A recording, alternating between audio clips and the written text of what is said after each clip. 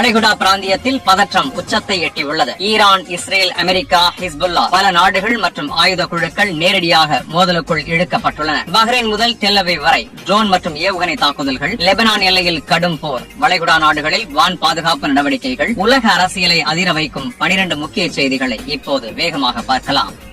பஹ்ரைனில் உள்ள இஸ்ரேல் தூதரகம் மீது தாக்குதல். ஈரானின் ஃபார்ஸ் நியூஸ் ஏஜென்சி வெளியிட்ட தகவலின்படி பஹ்ரைனின் தலைநகரமான மனாமாவில் இரவு நேர தாக்குதல் சம்பவம் நடந்துள்ளது. நகரின் முக்கிய வணிக வளாகமான பினான்சியல் ஹார்பர் டவர்ஸ் இலக்காக தாக்குதல் நடத்தப்பட்டதாக கூறப்படுகிறது. அந்த வளாகத்தில் இஸ்ரேல் தூதரகம் செயல்பட்டு வருவதால் அது குறிவைக்கப்பட்டதாக தகவல்கள் தெரிவிக்கின்றன. இதே நேரத்தில் அந்த பகுதிக்கு அருகில் வந்த ஒரு ஈரானிய ட்ரோன் வான் பாதுகாப்பு அமைப்பால் இடைமறிக்கப்பட்டு அழிக்கப்பட்டதாக ராய்டர்ஸ் செய்தி நிறுவனம் தெரிவித்துள்ளது. லெபனானின் ஆயுத குழுவான ஹிஸ்புல்லா வெள்ளிக்கிழமை அதிகாலை இஸ்ரேலிய தரைப்படைகளை இலக்காக கொண்ட தாக்குதல் நடத்தியுள்ளது. மரவுன் அல் ராஸ் மற்றும் கெஃபர்கிலா உள்ளிட்ட எல்லைப் பகுதிகளில் இஸ்ரேலிய படைகளுடன் மோதல் நடந்ததாக தெரிவித்துள்ளது. மேலும் கோலான் மலைப்பகுதியில் உள்ள யோவ் இராணுவ முகாமையும் ஹைஃபா துறைமுகத்தில் உள்ள கடற்படை தளத்தையும் தாக்கியதாக ஹிஸ்புல்லா கூறியுள்ளது. உயிரிழப்புகள் குறித்த தகவல்கள் இன்னும் வெளியாகவில்லை. ஹிஸ்புல்லா அமைப்பு வடக்கு இஸ்ரேலில் வசிக்கும் மக்களுக்கு கடும் எச்சரிக்கை விடுத்துள்ளது. லெபனான் எல்லையிலிருந்து 5 கிலோமீட்டர் தொலைவுக்குள் உள்ள அனைத்து குடியிருப்புகளிலும் வசிக்கும் மக்கள் உடனடியாக வெளியேற வேண்டும் என்று அறிவுறுத்தியுள்ளது. லெபனானின் இறையாண்மையை மீறி இஸ்ரேல் தாக்குதல் நடத்தி உள்கட்டமைப்புகளை அழித்துள்ளதாக ஹிஸ்புல்லா குற்றம் சாட்டியுள்ளது. இதற்கு பதிலடி தவிர்க்க முடியாது என்றும் எச்சரித்துள்ளது.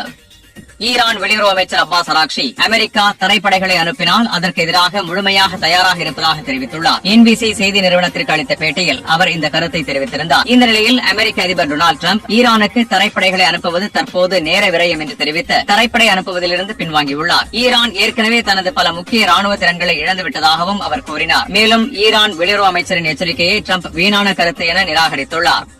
வளைகுடா நாடுகளில் வான் பாதுகாப்பு நடவடிக்கைகள் தீவிரமாகி வருகின்றன. சவுதி அரேபியா ஒரு குரூஸ் ஏவுகணையை இடைமறித்து அழித்ததாக தெரிவித்துள்ளது. அதேபோல் ரியாத் பகுதியின் கிழக்கில் 3 ட்ரோன்களும் அழிக்கப்பட்டதாக கூறப்பட்டுள்ளது. குவைத்தில் இரவு முழுவதும் வான்வழி எச்சரிக்கை சைரன்கள் ஒலித்தன. கத்தாரில் உள்ள அல் உதைத் விமான தளத்தை நோக்கி வந்த ட்ரோன் தாக்குதலும் தடுக்கப்பட்டதாக அந்நாட்டு அரசு அறிவித்துள்ளது.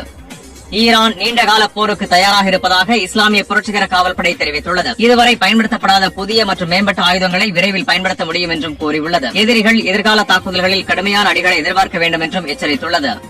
மலேசியாவின் அரசு எரிசக்தி நிறுவனமான பெட்ரோனாஸ் மத்திய கிழக்கில் அதிகரிக்கும் பதற்றம் காரணமாக UAE-யிலிருந்து சில ஊழியர்களை தற்காலிகமாக மாற்ற முடிவு செய்துள்ளது. அபுதாபி மற்றும் துபாய் நகரங்களில் பணிபுரியும் ஊழியர்கள் பாதுகாப்பு காரணங்களுக்காக இடமாற்றம் செய்யப்படுவார்கள் என்று நிறுவனம் தெரிவித்துள்ளது.